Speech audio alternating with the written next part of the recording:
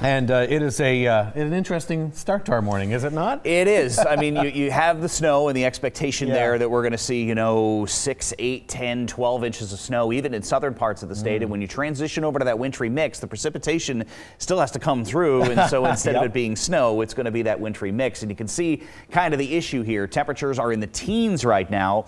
And we likely get into the 20s through the afternoon, but still that is well below the freezing mark. And so this is likely going to continue, and this likely becomes a factor going forward here. We're looking at winds, which are starting to gust over 20 miles an hour. So it is not only the snow that we have out there and the really bitterly cold wind chills going forward later tonight and into tomorrow, but it's any sort of accumulation we get with that sleet and the freezing rain on top of the snow that could be causing some scattered outages going forward. Wind chills currently are in the single digits above and below zero. These are only headed down later on this afternoon, and by this time tomorrow we are looking at temperatures continuing to drop back into the double digits below zero. For more on a lot of these snowfall totals going forward, here's Josh.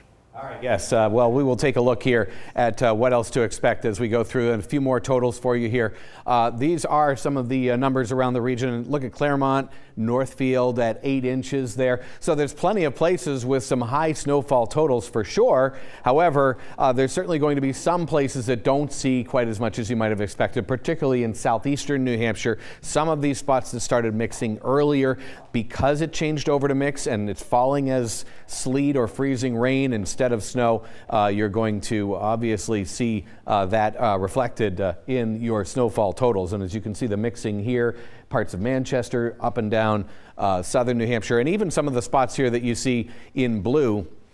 Well, we are seeing sleet mixing in those locations as well. But you can see it's just this slow moving in. And the reason you see some of these areas of where it's moving in first, for example, sometimes it may move up through a valley or in between a couple of mountains. So your elevation and topography playing such a big key in this, especially in terms of how soon you see a switch over. Central parts of the state right now are it depends on where you are. Some spots breaks in the action, and some spots very heavy snow coming down eastern half of the state here from Rochester up through Wakefield and Tamworth and Ossipee and up into the Mount Washington Valley. You're seeing some very heavy snow with a little bit of sleet perhaps mixing in at times. And northern New Hampshire, it's all snow as well. And we've had some pretty high snow totals. Haverhill just checking in with 7 or 8 inches there in some parts of even the shadowed areas. Here's the back edge. It's going to slowly move across New York this morning and then across New Hampshire this afternoon. But notice there's still some very heavy precipitation in there to go, and a lot of that is likely going to fall as sleet or then freezing rain, and that could cause some real problems. We've just seen the changeover lately. So far it's been mostly sleet, but if it changes over to freezing rain, as a lot of our data is indicating it may, that's where problems could start occurring. It starts getting absorbed by the snow it falls onto, and then that gets heavy. That could be bad for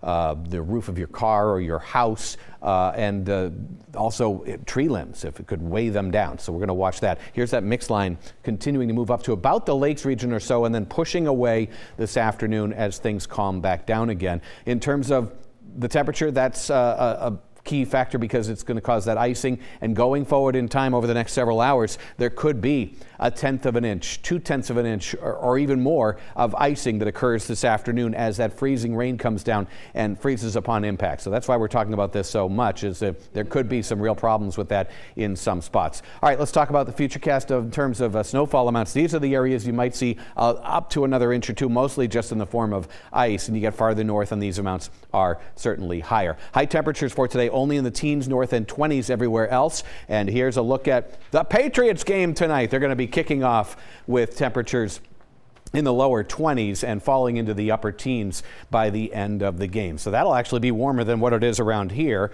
and partly cloudy skies. Speaking of around here, obviously today it's a tough travel day. Even after it changes over to sleet and freezing rain, it may give you a sense of false security because you look out your window, you don't see the snowflakes. Then you go outside and you're getting pelted by this, and it's freezing on the roads, and that causes slippery conditions. There have been a lot of kids waiting for snow, and they have the day off tomorrow and they want to go out in it, but it is double digits below zero for wind chills. Tomorrow's going to be dangerously cold. Ideal. So be ready for that too. Yeah, definitely.